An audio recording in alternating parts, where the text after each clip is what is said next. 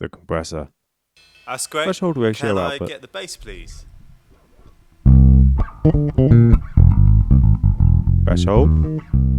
Look at the red lights. That's how much it's compressing by. That's the output.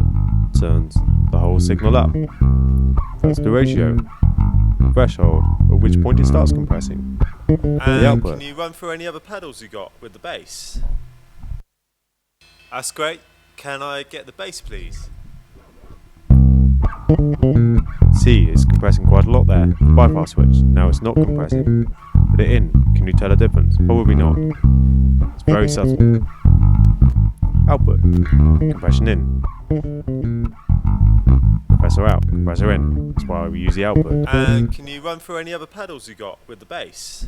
So if we have 6 dB reduction, we need to turn the output knob up by 6 dB.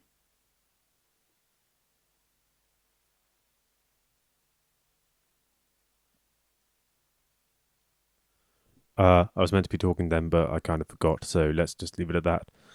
That is the symmetric compressor. Starring the bass guitar, the Symmetrics as a compressor.